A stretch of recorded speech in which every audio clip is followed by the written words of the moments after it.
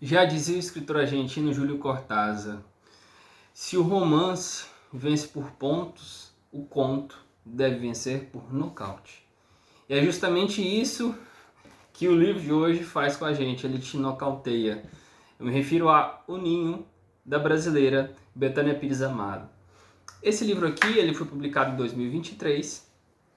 Logo em 2023 ganhou o prêmio Sesc, que é um prêmio muito importante para quem está começando na carreira de escritor, de escritora. E logo na sequência, em 2024, ele ganhou também, na categoria Contos, o prêmio Jabuti. Então ele começou com o pé direito, a autora é uma escritora que começou agora, né? Esse é o primeiro livro dela, é o livro de estreia, e já fez bastante sucesso. Bom, ele é uma coletânea de contos, são 15 contos. E o conto, ele é uma boa pedida para quem quer começar a ler, mas às vezes não tem muito tempo, né? Porque o conto é uma história mais curta. Por isso o Cortázar já falava de nocautear. O conto, por ele ser mais curto, ele tem que te arrebatar de alguma forma logo de imediato.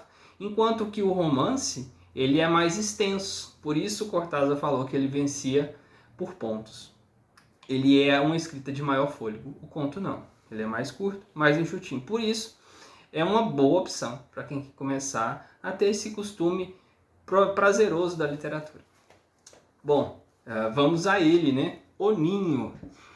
Bastante sugestivo o nome. A gente já pode começar pela capa. A capa é uma capa bonita. Ela é um ninho, né?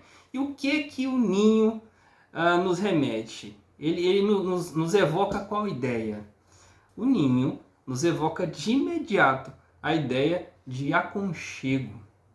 E tem relação com todos os 15 contos, porque todos eles se passam no ambiente familiar. Então a família ela é vista como um local de segurança, de aconchego. Porém, essa é uma das muitas ironias presentes no livro. Nem sempre a família, o ninho, vai ser um local de aconchego. E se você chegar bem perto e olhar com bastante detalhes, o ninho, as bordas dele já estão um pouco apodrecidas, né? Então isso já dá uma noção do que nos espera.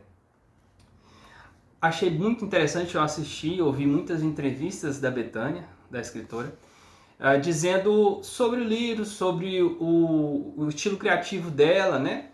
A técnica criativa dela, e para ela a concepção de livro que eu achei muito forte é o seguinte: o livro ele não deve ser um lugar de conforto.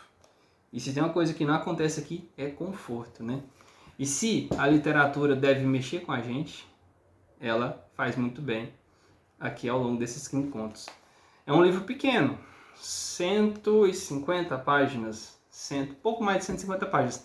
Porém, eu pensei que ia lê-lo em um dia, porque ele é pequenininho, dá para ler, mas não dá, porque o livro ele tem tanta temática pesada, o conto é tão pesado que você não consegue pular de um conto para o outro. É necessário, fiquei com essa sensação de ter um tempo para eu fazer, para a gente conseguir fazer a digestão daquela história. Pequena, mas marcante.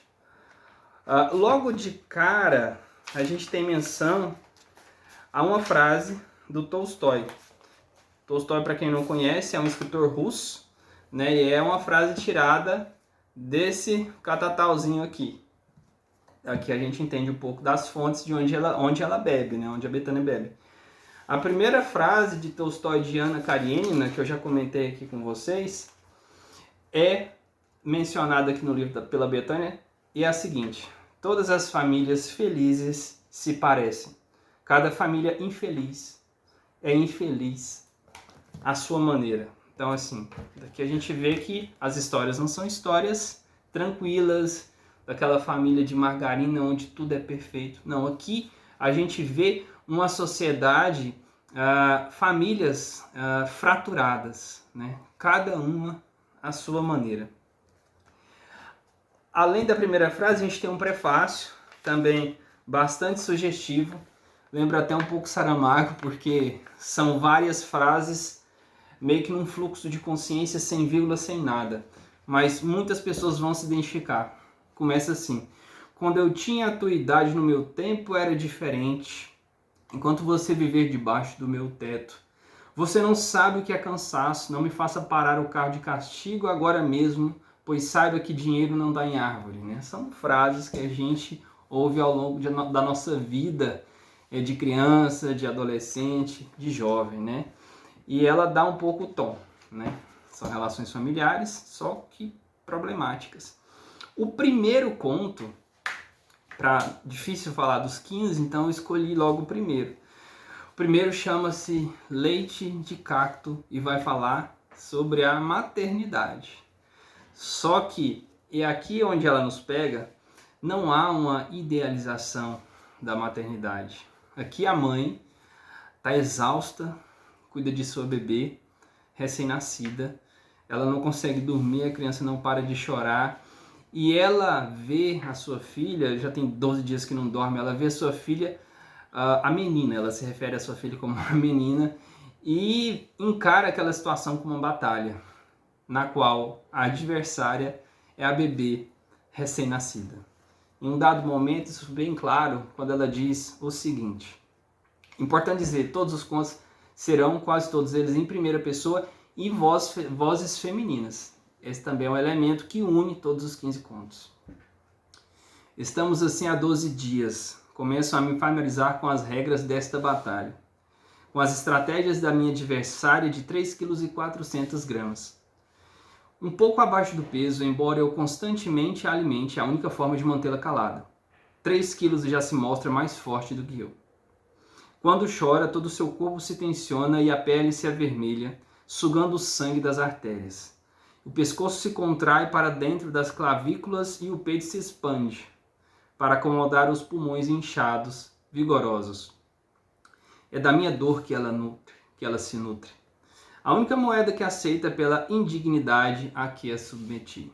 A única moeda, sim, eu sei porque ela chora, entre nós não há segredos. Os pequenos enganos aos quais nos induzimos foram todos rapidamente corrigidos. Eu, tendo pensado que a tragédia do parto se seguiriam os tempos doces da primeira infância, tive a carne dos seios e dos braços esfoladas pelas presas da menina. Ela se abrigou ilusões quanto à natureza da sua mãe, endireitou as próprias convicções após a queda. Então, a Betânia, ela subverte as relações familiares, ela não idealiza, né? E aqui haverá uma mescla, não há uma visão de mundo maniqueísta, onde existe o bonzinho e o malzinho, não, que todo mundo está tudo misturado, aspectos, características positivas e negativas de relações familiares das mais diversas possíveis. Em outro conto, ela vai abordar a solidão de uma senhora idosa que não teve filhos, se divorciou e vive num apartamento sozinha, que é uma costureira frustrada. Ela é tão solitária que ela chega ao ponto de tocar a campainha das casas, dos apartamentos que ela via, que tinha gente lá para ouvir as vozes das pessoas. E ela vai buscar aconchego na voz de uma criança em específico que a atende pelo interfone. Ela chega ao ponto de denunciar a mãe só para ter a expectativa de segurar aquela criança nos braços por alguns segundos. Tamanha é a solidão. Então a gente vai ver maternidade, vai ver a velhice, a gente vai tratar de solidão, temas leves, estupro, aborto, violência doméstica, vícios, alcoolismo, dependência química de drogas. Por isso que eu digo, os contos são muito incômodos, né? Alguns não deram certo comigo, mas não dá para tirar o mérito de muitos desses contos aqui dessa coletânea de 15 que nos arrebatam e, como diria Cortázar, nos nocauteiam. Não à toa foi premiado no Sesc, foi premiado no Jabuti. Então, fica a dica, leia O Ninho, de Betânia Pires Amaro.